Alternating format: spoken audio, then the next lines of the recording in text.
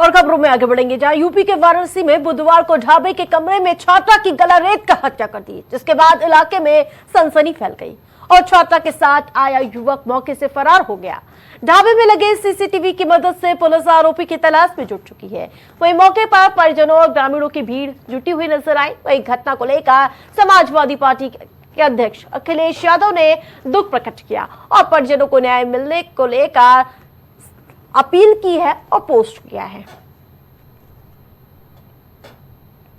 तो छात्रा की गला रेत कर हत्या कर दी जाती है, जिसको लेकर अब एक बार फिर से प्रशासनिक व्यवस्था पर सवाल खड़े होने लाजमी है। तो वही प्रेम प्रसंग का ये पूरा मामला बताया जा रहा है। पुलिस मामले की जांच पड़ताल में जुटी हुई नजर आ रही है और ये पूरा वाकया प्रधानमंत्री नरेंद्र मोदी के संसदीय क्षेत्र वाराणसी का बताया जा रहा है। तो ढाबे के कमरे में छात्रा की गला काटकर हत्या करने से पूरे इलाके में सनसनी है।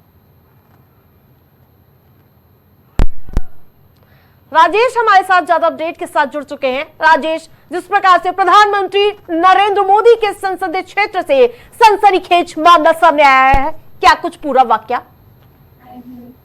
बिल्कुल आरती, देखिए जिस तरीके से प्रधानमंत्री नरेंद्र मोदी का संसदीय क्षेत्र है वाराणसी, और वाराणसी में लगातार घटनाएं देखा जाए तो रुकने का नाम नहीं ले रही। इसके पहले भी छात्राओं के साथ वहां पे अश्लील हरकतें हो चुकी थी और उनके साथ वहां पे रेप भी हो चुका था। उसके बाद भी अगर देखा जाए तो वाराणसी में ही एक छात्रा के साथ ढाबे में उसकी हत्या कर दी जाती है। तो जिस तरीके से देखा जाए, जिस तरीके से उसकी हत्या की गई है, तो कहीं ना कहीं देखा जाए तो मामला प्रेम प्रसंग का बताया जा रहा है। लेकिन फिलहाल जिस तरीके से उसकी हत्या की गई है, हत्या करने के बाद जो आरोपी है उसका सीसीटीवी कैमरे में उसका पूरा विजुअल वहां पे आया है, जिसके बाद पुलिस उसकी धरपकड़ में लगी हुई है। लेकिन बिल्कुल, आरोपी फरार बताया जा रहा है, उसके लिए क्या कुछ कार्रवाई अभी देखने को मिली? क्या आरोपी पकड़ा गया अभी तक?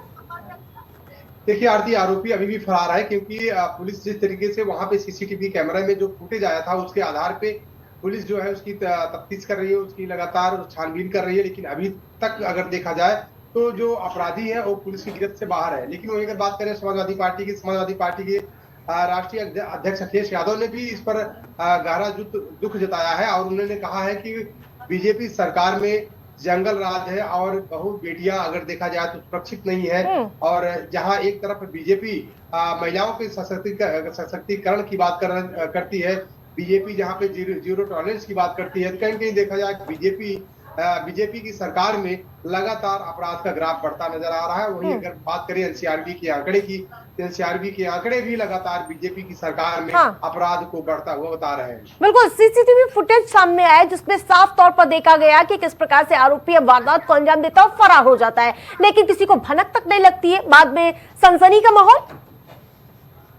बिल्कुल आरती, देखिए ढाबे पर वो लड़की रहती है और जहाँ पर छात्रा रहती है, जहाँ पर आरोपी पहुंचता है, और उस ढाबे के कमरे में आरोपी बहुत ही आराम से, बहुत ही चालाकी से उसकी हत्या करता है, लेकिन किसी को भनक तक नहीं लगती है। लेकिन उसके बाद जब उसके परिजन वहां पहुंचते हैं, जानकारी होती है, सीसीटीवी फुटेज निकाला जाता है, पुलिस वहां पहुंचती है, सीसीटीवी फुटेज निकलवाती है, जिसके बाद से आरोपी की लगातार तलाशी की जा रही, लगातार छानबीन की जा रही। लेकिन हमने देखा है कि योगी फोर्स जो है वो मामले सुलझाने में अव्वल नजर आई। अभी हमने केंद्र के आंकड़े देखे थे, उसमें सबसे आगे थे। क्या ऑपरेशन लंगड़ा के तहत ये कार्रवाई की जाएगी? क्योंकि हमने आमतौर पर देखा घटनाओं के बाद ऑपरेशन लंगड़ा एक्टिव हो जाता है प्रशासन का।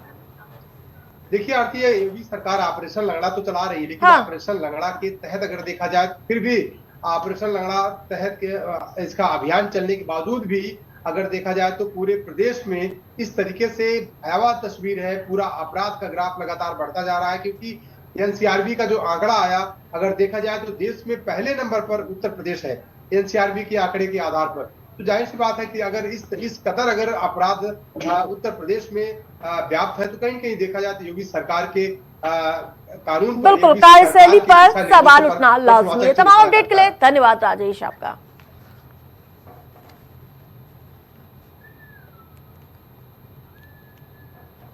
हर शहर प्राइम रिपोर्टर में फिलहाल इतना ही। देखते रहे प्राइम टीवी।